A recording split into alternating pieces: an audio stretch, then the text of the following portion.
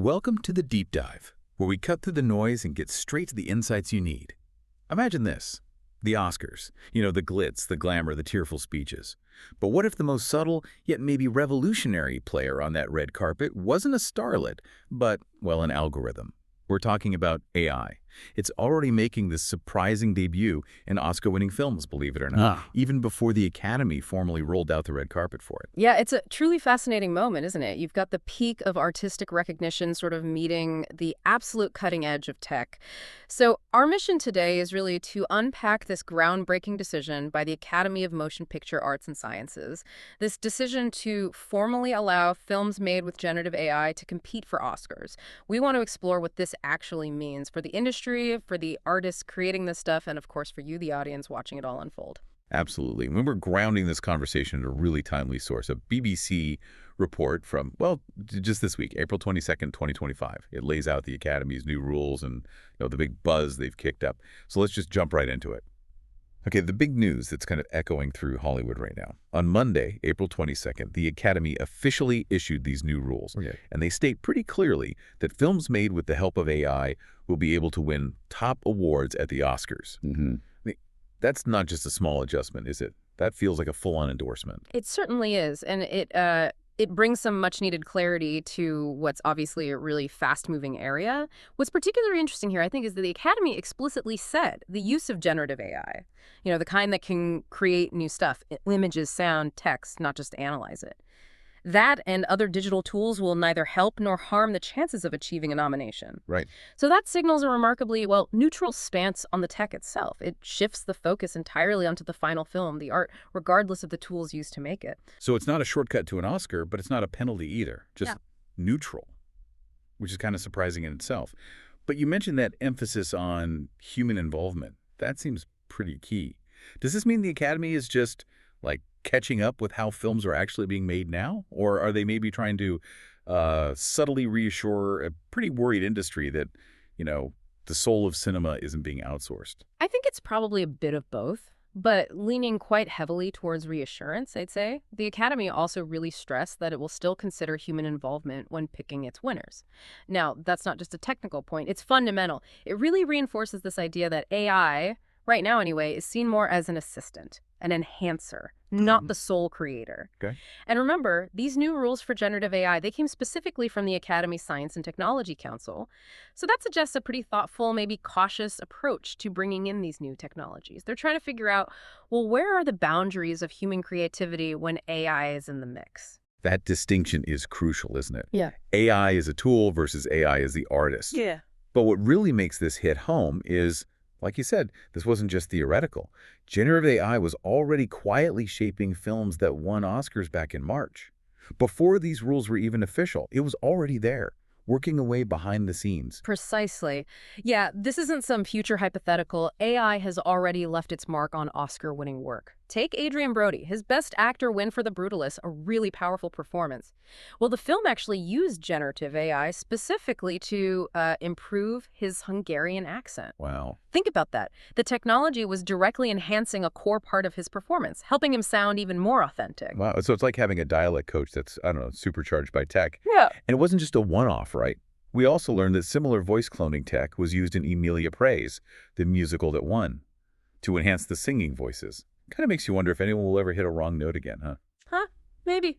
A nice thought. But what this really highlights, connecting it back, is how this kind of technology is just becoming more and more popular in film and music production. Its appeal is, it's really good at quickly altering or matching an artist's tone, their style, or even doing subtle edits, like changing someone's appearance slightly. Think of it less like a replacement and more like a powerful new lens, maybe, or like a finely tuned instrument in an artist's toolkit. It lets them sculpt their vision with, incredible precision or achieve things that were just too hard or expensive before. So it's not just about being faster or cheaper, necessarily. It actually changes the creative possibilities. It lets artists aim for things that were maybe impossible just a few years back. The real insight here isn't just that AI is a tool, but it's a tool that's radically expanding the creative options. Exactly. It's an augmentation. It enables artists to push boundaries, explore completely new forms of expression. Okay, so it's clear AI is proving its worth on screen, adding value. But it's definitely not all smooth sailing. Beneath the glamour of Oscar wins, Mm. there's this real undercurrent of controversy and deep concern, especially about artists' livelihoods. Right, and this brings up the human dilemma, which is really at the heart of this whole tech shift. We saw this tension play out very, very publicly during the Hollywood strikes in 2023.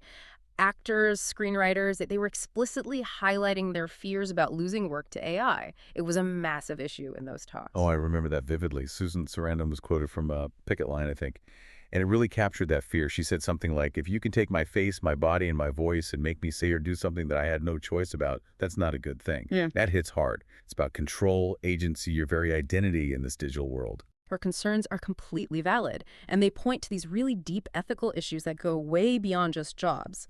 Screenwriters, too, they had significant fears, major worries. They were concerned studios might try to cut costs, save time by using tools like, say, OpenAI's ChatGPT. For things like research, treatments, even writing initial script drafts, potentially sidelining human writers. Yeah. It's about more than just employment. It's about the craft itself. Creative ownership. That's a genuinely chilling thought for anyone in a creative field, isn't it? Feeling like your unique human spark could just be, I don't know, turned into a commodity or replaced. And it wasn't just Sarandon. Like you said, some actors have embraced it, but others, like Scarlett Johansson, they've issued these really public warnings about how their image or likeness could be misused. It's a stark reminder that this tech has a really personal, potentially harmful downside if it's not handled carefully. It blurs the lines between, performance and just digital copying. Absolutely. Which highlights the urgent need for strong frameworks, legal protections. The good news, though, is that safeguards around AI use were actually established as part of the agreements between the unions and studios that ended those strikes. Oh, okay. So that shows there's a recognition of these big concerns, a crucial attempt, really, to build some guardrails as the technology races ahead. It's definitely an ongoing conversation, not like a settled issue, but those initial agreements were vital for addressing the immediate fears. Okay, so we've got the Academy saying, yeah, AI can play. We've seen it used in award-winning films already. We also had these very real human fears and some initial safeguards trying to, manage the risks. But then there's this other big question just hanging there.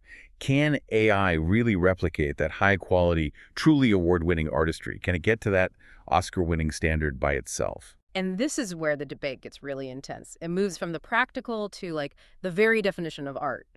While AI can definitely enhance, it can augment its ability to create original, deeply emotional art. That's still viewed with a lot of skepticism by many. For instance, animators told the BBC back in 2024 that these generative AI tools were just not yet good enough to match the quality of their work. Certainly not, they said, to an award-winning standard. That's a pretty strong statement, isn't it? Coming from people who live and breathe visual creativity, Yeah. it suggests there's still a real gap, a qualitative difference between what AI can generate and what actually, moves us, what makes us feel something profound watching a film. Why do you think animators specifically feel that way? Is it the nuance, the originality, Yeah. the soul? I think it's probably a mix of all those things, and critically, the intentionality behind it. Animators, like any artist really, they pour their own experiences, their subtle choices, their unique view of the world into their work. AI, even the smartest AI, struggles to replicate that. It can generate technically perfect movement, sure, but conveying that raw, messy, unfiltered emotional weight that comes from human experience, that's much harder. And this idea is echoed in that great analogy from Jonathan Kendrick, the co-founder of Rocketflix. He put it really bluntly. It's like having a bad writer help you. Sure, he said, we'll get an outline done, but if you need something with emotional weight, an AI isn't going to get you an Oscar.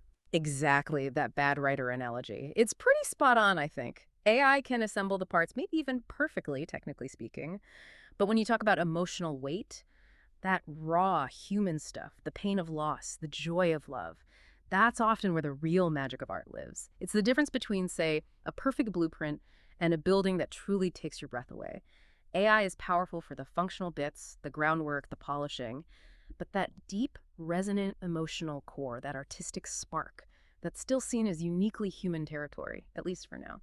So wrapping this up, Yeah. what does this all mean for us, for film lovers, for people watching the culture shift? We've got the Academy opening its doors to AI-assisted work, celebrating its potential to enhance performance, enhance production. Even while these big ethical worries about artistic integrity and questions about actual artistic quality are still swirling around the industry, It's a fascinating tension, isn't it? Unfolding right now. It truly is. Yeah, the whole landscape of creativity is just evolving right in front of us. And it poses these really profound questions. It invites all of us, you included, to think about how we as audiences are going to tell the difference. Between purely human art and AI collaboration, what value are we going to place on that unassisted human imagination? And how will our whole idea of authenticity change when AI can mimic or enhance almost anything flawlessly? Those are huge questions. Monumental, really. And it leaves us with this kind of provocative thought to chew on. In an era where AI can perfectly refine an accent or flawlessly boost a singing voice, what new definitions of performance and even authorship are going to emerge? And how will that fundamentally redefine what an Oscar-worthy achievement even means? The conversation, much like AI and film itself, is really just getting started. And you, the audience, are right there, about to experience its next act.